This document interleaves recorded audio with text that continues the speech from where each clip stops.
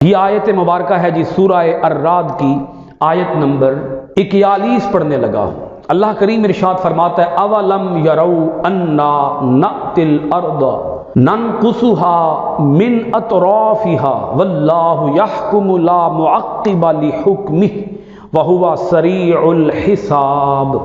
اللہ کریم فرماتا ہے کیا یہ کافر دیکھتے نہیں ہیں انا نأتی الارض ننقصها من اطرافها کہ ہم ان کافروں پر زمین تنگ کرتے جا رہے ہیں، ان کی زمین تھوڑی کرتے جا رہے ہیں، زمین وسیع ہونے کے باوجود کافروں پر زمین کم پڑتی جا رہی ہے۔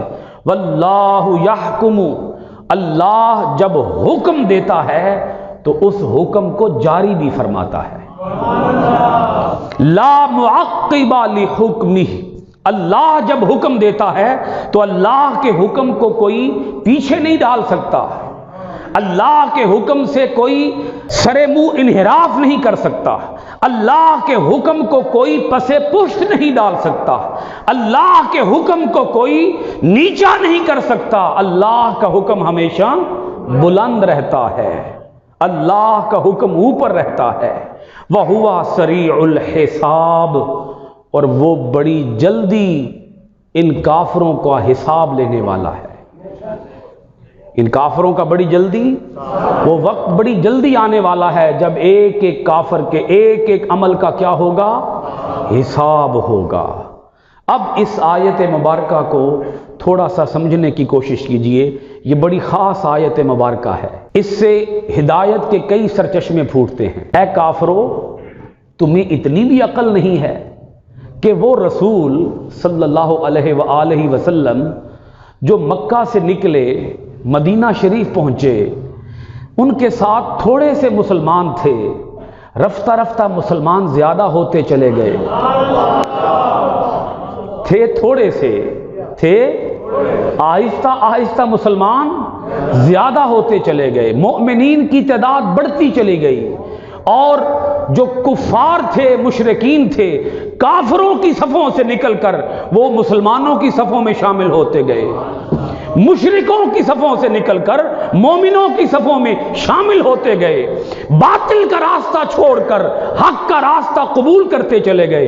اور تم نے دیکھا نہیں اے کافرو، ابھی تک تم نہیں دیکھ رہے ہو کہ تھوڑے سے عرصے میں اس محمد عربی صلی اللہ علیہ وآلہ وسلم نے کتنے علاقوں کو فتح کر لیا ہے، کتنی بستیوں کو فتح کر لیا ہے، کتنے دیہاتوں کو فتح کر لیا ہے، کتنے علاقے ایسے ہیں کہ جن کے اوپر اسلام کا پرچم لہرا چکا ہے، کفر کا پرچم نیچے چلا گیا، اسلام کا پرچم اوپر چلا گیا، کفر کو شکست ہوتی چلی گئی، اسلام کو فتح حاصل ہوتی چلی گئی، اور ان کافروں کے علاقے تھوڑے ہوتے چلے گئے، مسلمانوں کے علاقے زیادہ ہوتے چلے گئے۔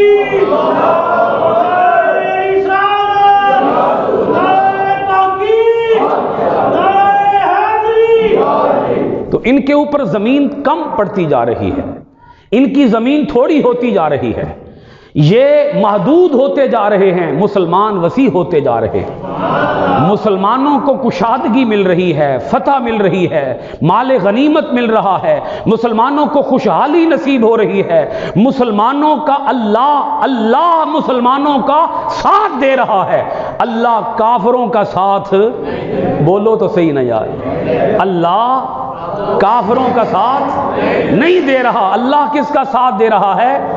تو اے کافرو، تمہاری عقل اتنی مت ماری گئی، تمہاری عقل کے اوپر اتنے پردے پڑ گئے، تم اتنے نادان ہو گئے، تمہیں یہ بات بھی سمجھ نہیں آ رہی کہ اللہ کس کے ساتھ ہے، حق کس کے ساتھ ہے، ہدایت پر کون ہے، کامیاب کون لوگ ہیں۔